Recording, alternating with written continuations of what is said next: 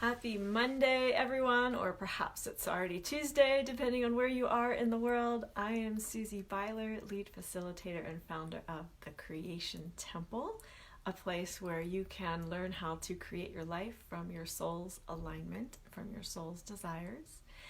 And in this video, I'm talking about pattern overrides.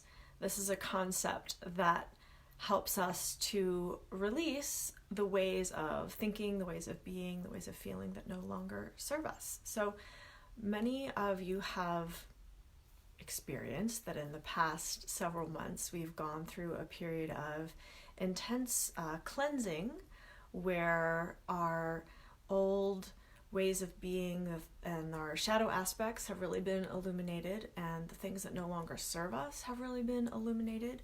And for some, myself included, it has been quite a challenging time because the energies have been very intense and the illumination has come very fast and very quickly.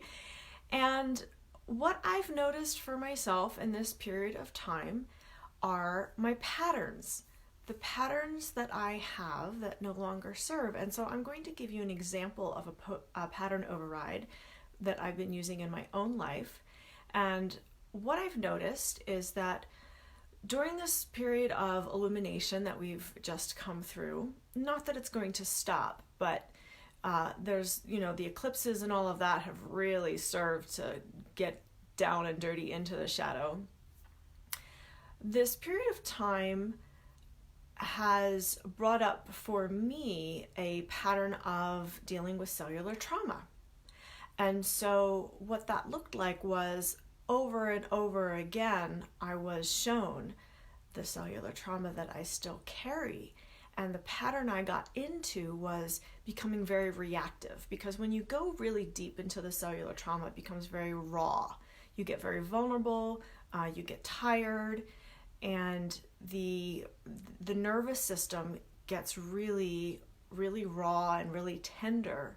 And so during this time, what I noticed was that I was becoming more and more easily reactive to just little things. It became so significant that the little things would trigger me and set me off. And so in overriding that pattern, I became the observer instead of the reactor. And that's really important because patterns come in many ways. They come in emotions. You can develop addictions to your emotions. You can become addicted to being in drama. You can be addicted to grief or anger. You can become addicted to joy, yes, but that's something that serves in a different way than anger and grief. You can become addicted to your thoughts, certain ways of thinking. Certain thought patterns can become very addictive, and you don't realize even necessarily that you're addicted to them because it's a pattern. It's something you're used to. You don't realize that it's actually addiction and it's something that you can change, right? So also ways of being, ways of presenting yourself in the world or ways of presenting yourself to yourself. All those things can become patterns. They can become habitual, and you don't even realize that you're operating from your default mode rather than your true authenticity. I just made a note here and we just want to check, make sure I got everything. Okay. Your belief systems can be habitual. They can be patterns. And so those patterns of ways of believing, ways of seeing yourself, ways of operating in the world, they can serve you, they can offer you protection, but they can also be things that sabotage you if you're not willing to look at them and change. And so what's necessary in a pattern override is to become the observer and to develop self-awareness and to see, where am I operating out of a pattern instead of what my soul truly wants? How am I operating out of habit instead of my heart's desires? And moving and taking action from the place because of something that my heart wants or my soul wants. And so we must become the observers, and we must develop self-awareness. We must be willing to look at ourselves. And that's not always easy, but it is vital if we want to grow and develop, if we want to free ourselves. So if you guys have questions about what I'm talking about, please put those in the comments below, and I will come back and answer them as best as I can. But I wanted to bring this idea of pattern override to you so that you begin to see where you in your life might be operating from patterns, from ways of being, from habitual thoughts, habitual beliefs, habitual emotions. And when you see how you have been thinking, reacting emotionally, or believing, then you can start to observe instead of react. And then you can be empowered to make changes if those patterns are not serving you. Some patterns are healthy. Patterns of hydrating. I drink water every morning, first thing when I get up. That's a healthy pattern. That's good. That serves me, right?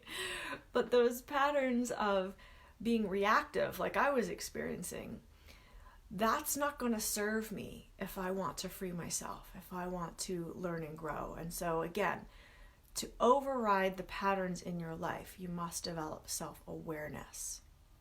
Now, stay tuned because I am going to be putting out a very, very special offer that I've never put out before. And this is for those of you who are sensitive. This is for those of you who are empaths. That's my specialty. And this is for those of you who want to go deep and invest in yourself so that you can learn how to override the patterns in your life, so that you can have deep support, one-on-one deep support to move you forward in your life. So hop on my newsletter list, get in my newsletter community. You can go to creationtemple.com to subscribe there. If you're already on the newsletter, look in the next couple of days in your inbox. I'll be sending out a very powerful email soon. And you can also stay tuned on my Facebook. I'll probably be posting it here on Facebook as well. So thank you for joining me in this video today. Become the observer in your life instead of reacting. Develop self-awareness about what patterns are running you so that you can run and steer your life instead of having your life and your patterns running you. Okay, we have a question here. Don't you think that being consciously active within the drama and trauma allows us to transform the patterns? Ooh, good question. Thank you, Roger. Thank you for asking this. Yes. Okay. Yes, absolutely. And I'm so glad this is something I wanted to highlight and I totally forgot. So I'm so glad you asked this, Roger. Thank you. Okay. Yes. Being consciously active and aware of the drama and the trauma. The awareness sometimes in and of itself transforms the cellular trauma. And sometimes it takes a little bit more deep healing work to transform the cellular trauma. And sometimes we can get into a pattern of dealing with cellular trauma that's not actually healthy. And that's where I was starting to go. That's what I was starting to do. I was actually starting to go so deep into cellular trauma that every little thing was triggering trauma. And instead of being empowered in my life, I was then starting to be in the pattern of constantly dealing with trauma. Does that make sense? I was starting to actually allow the trauma to take over my life. That pattern of dealing with cellular trauma started to run me instead of me directing and creating my life. So I had to get out of dealing with trauma and back into creator mode. And that's a powerful distinction, because if you're constantly looking at your trauma, if you're constantly processing your trauma, sometimes you can loop back into that and you can loop into the trauma. And you don't always need to go deep into the trauma to heal it.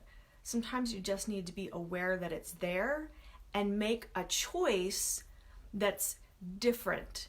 Meaning, choose your action based on what you want rather than as a response or reaction to the trauma.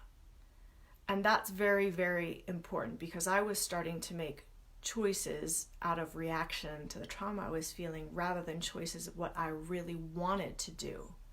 So Roger, I'm hoping that makes sense. If you have any clarifying questions, please put those in the comments. And thank you again for asking that beautiful question. That's very, very important. So much love, you guys. I will see you in the next video. Stay well, take care of yourselves, develop lots of awareness about your thoughts, your beliefs, your mental patterns. And yes, Roger, processing from a healthy, conscious place. And, you know, when you're processing trauma, it's not comfortable. You're not always going to feel healthy while you do it.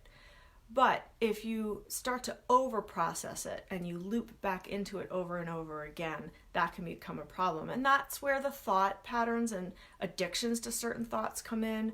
That's where addictions to certain emotions come in. And that's where they can derail us if we're not conscious about what we're doing with our thoughts and emotions. I'm a very emotional person, so I allow full emotional expression. But sometimes I've been noticing that those emotions are more of an addiction than actual true, feeling that's flowing through me. And that's a very important distinction to make. So thanks again, you guys, for being with me in this video. I will see you next time. Much love. Mwah.